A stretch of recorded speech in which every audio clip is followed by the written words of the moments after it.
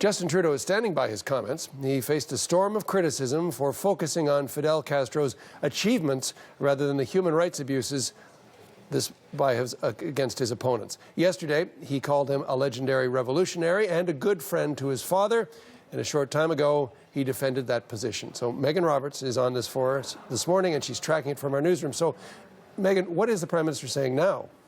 Well, he is defending his comments. He says that he was just trying to reflect that relationship between Cuba and Canada. So I'm going to take you back just to reiterate some of what that statement says, just to remind you that statement that Prime Minister Justin Trudeau made. He called Castro a remarkable leader, a legendary revolutionary. He said he was somebody who made improvements to healthcare and to education in Cuba. Those are the comments, some of the comments that sparked outrage, particularly amongst some Canadian politicians who said that he was too soft and that he was ignoring Castro's human rights record. So today, Justin Trudeau at La Francophonie Summit in Madagascar addressed some of that criticism. He said, again, he was trying to reflect that connection between Cuba and Canada and also acknowledge Castro's impact on Cuba and on history. So let's listen to an exchange between Justin Trudeau and CBC's Catherine Cullen.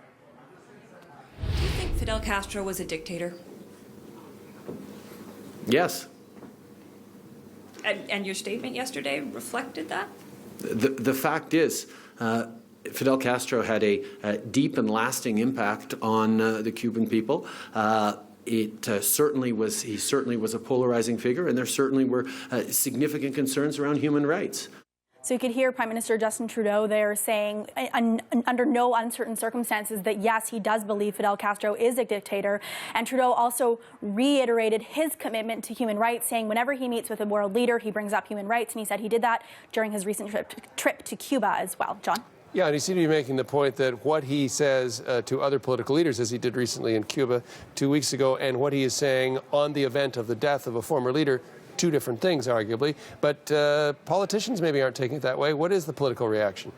Well, we've been hearing political reaction now since yesterday, really, and into today about those statements. These words that he said did not sit particularly well with all Canadians, particularly with a number of leadership candidates for the Conservative Party. Several of them went online either to Twitter or to Facebook to talk about how they thought those comments were inappropriate.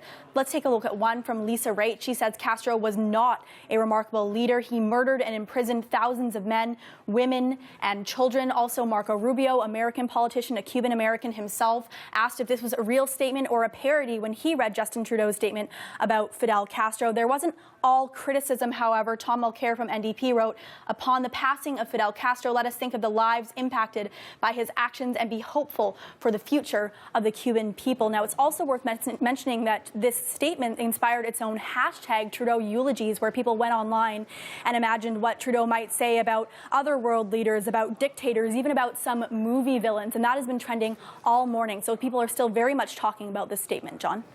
Thanks for all this, Megan.